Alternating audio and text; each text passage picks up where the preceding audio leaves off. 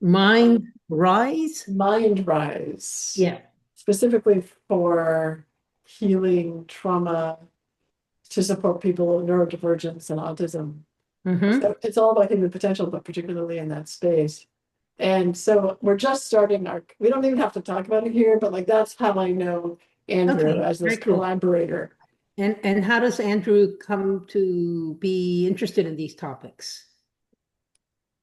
That's a good Oh, yes. question.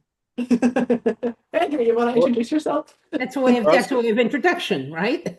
yeah.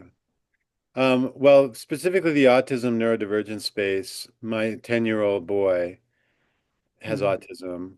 And so that's principally why we moved actually out here to Bozeman. They have an extraordinary school here called the Cottonwood Day School for kids that are autistic and neurodivergent.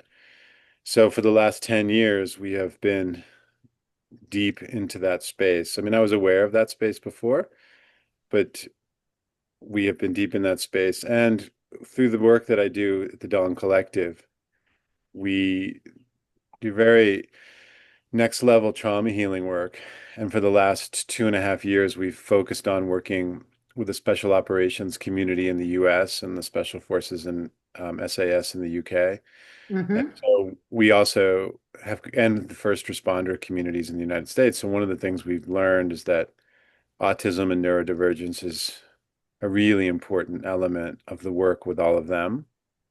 And through our work and our research and our studies, we've also come to confirm what I suspected is that the neurophysiological mechanism of action behind all of these things, trauma, autism, neurodivergence, is quite similar. It expresses itself in a bunch of different ways. And so Mm-hmm. the way that we heal ourselves and recruit more capacity is very similar in all these spaces.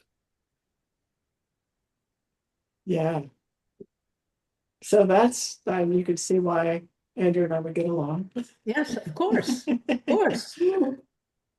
Yeah. So what are, Andrew, we generally just sort of start talking, we don't know what we're going to talk about. So I'm wondering, I guess the thing that's on my mind is what are you passionate about like right now in your heart? Yeah. Yeah, I'll give you a good story. I sent it to Julia this morning. I haven't looked at my email, so this will be fresh for me. We got this extraordinary note from Kajani's teachers. Mm.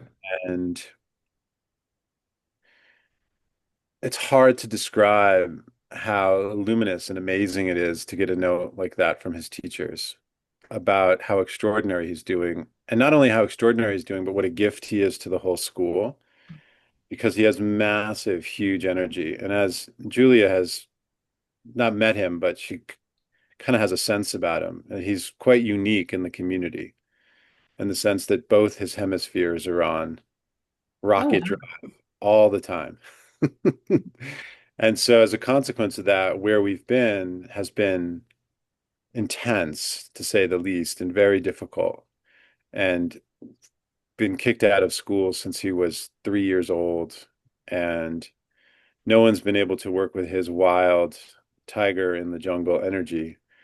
And so, this school is just doing such a remarkable thing with him. And so, one of the things that's really closest to my heart is when I see what he's receiving and what could have been had we not had the resources and just the stamina and the drive and the good Right. fortune to make ourselves here, just to pick up our family and move from point A to point B in 2 months' time and throw everything into pure chaos so we could have this opportunity. That to me seems mandatory as an opportunity for every child in this country. I mean, not only in this country, but in the world.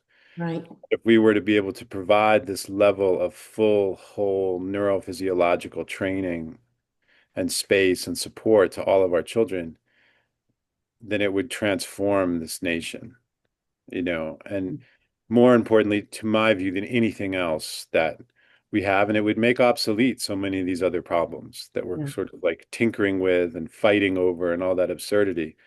But the one thing that is unifying, I think, to almost all Americans is bringing the full potential out of all of our children, right? And the other thing that's unifying is that for so many families, the amount that we suffer because we know in our hearts that our children are not getting what they need.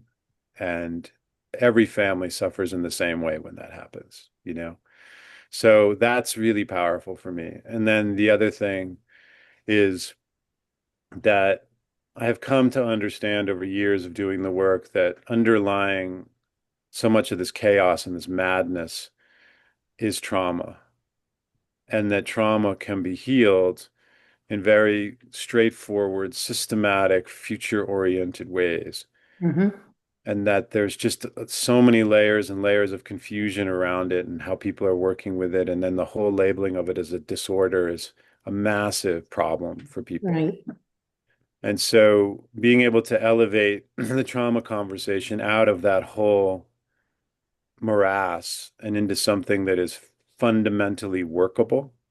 And I think that's what I'm excited about. And also in working with Julia is like taking these things that seem so difficult and just, it's not so much even about generating solutions. It's just making problems workable to ordinary people by simplifying them down to their mechanism of action. And that's what we always say about trauma healing is that trauma expresses itself in an infinity of symptoms, but the mechanism of action by which it works is more or less the same in every single human body. So if we can just focus our attention on the right way to train through our body, and that's why we call it training. We don't call it therapy. We don't even really call it healing. We call it training.